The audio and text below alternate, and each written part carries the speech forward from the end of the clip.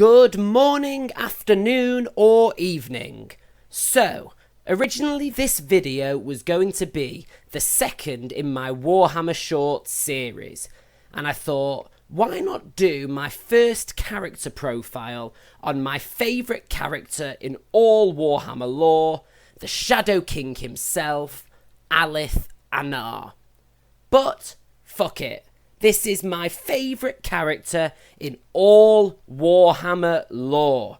He deserves more than that. So, instead, what we are going to do is an in-depth video on the entire life story of Alith Anar, meaning this video will be split into several different parts. Not very short, but that hardly matters as my first Warhammer Shorts video wasn't particularly short either. I can't seem to do short, but hopefully I can do entertaining, so please enjoy. Seriously, please enjoy. Okay, so let's start this from the very beginning. It's the time of the first Great War against Chaos. And Anarion the Defender, first Phoenix King and chosen of the elven god Azurian, is the only thing standing in the way of the Chaos Gods and the complete destruction of the elven homeland of Ulthuan, and quite possibly the whole world. Now, Bar Kalador Dragon Tamer, the most important and beloved elf to Anarion, and the elves in general, is his standard bearer, a fellow called Alith Anar. After the destruction of the Chaos armies and the passing of Anarion, Ulthuan experienced a time of peace, and Alith, having survived the war, returned to the lands that he had been granted by the Phoenix King, the Anulai Mountains in the state of Nagarythe. This left him the most powerful noble in Nagarythe, bar Anarion's son Malekith and his second wife Nagarythe, who resided in Nagarythe's capital, Anlek. In this peacetime, Eollaran had a son called Eothir, and eventually a grandson. This grandson was Alith Anar, noble prince of Nagarythe, who we first learn about at the age of 30, still very young for an elf, but a full-grown adult. At first, Alith is living a life of peace and prosperity. He is an incredible archer, but has only ever fired in sport, having never fought in a war. He lives with his father and grandfather in Elenadris, within the Anulai Mountains, and is in love with, and eventually betrothed to, an elven noble maiden called Ashnial. Okay, so we have the setting, but it's now that the story really picks up. Prince Malekith, ruler of Nagarythe, bored of the peaceful life, leaves Ulthuan for the colonies, to conquer new lands in the name of Nagarythe. Whilst away, rule is left to his mother, Nagarythe, who, from Anlek, increasingly rules Nagarythe with an iron fist and an evil, sadistic heart. She also birthed many pleasure cults, where increasingly depraved and violent excesses are encouraged.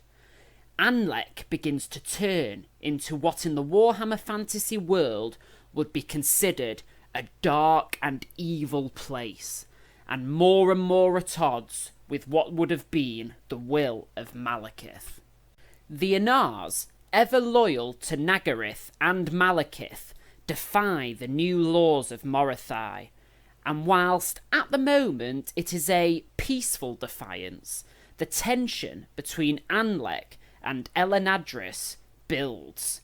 Elenadris becomes a safe haven for all the Nagarythe refugees who fear Nagarythe and the pleasure cults, and who remain loyal to Malekith.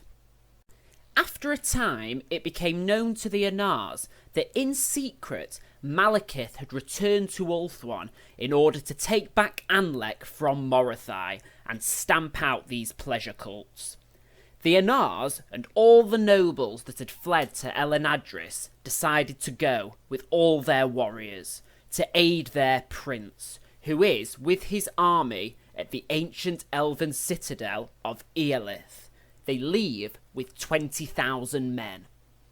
Okay, so the army that they were facing consisted of a large group of cultists of a similar size to the Anar force. However, these cultists were ill-disciplined and untrained for war. Camped near to the cultists was a small detachment of highly trained Anlec warriors who had experienced many battles. Alith was given a regiment of archers under his command.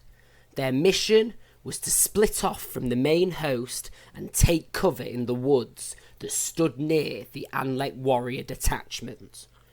Once in position, they were to harass the Anlec force from the safety of the trees, distracting them from the main battle and keeping them away from Eollaran and the main army while they tried to wipe out the cultists. Once they had defeated them, Alith was to join up with his father and grandfather and they would wipe out the Anlec troops. Alith and his scout company are successful at distracting the trained warriors of Anlec from the main Anar host, whilst they faced off against the cultist. That is until they spot mounted knights on the horizon. Thinking it the enemy cavalry, they flee to wooded cover. That is until Alith realises that they are not warriors of Anlec, but the Reaver Knights of the neighbouring state of Illyrian.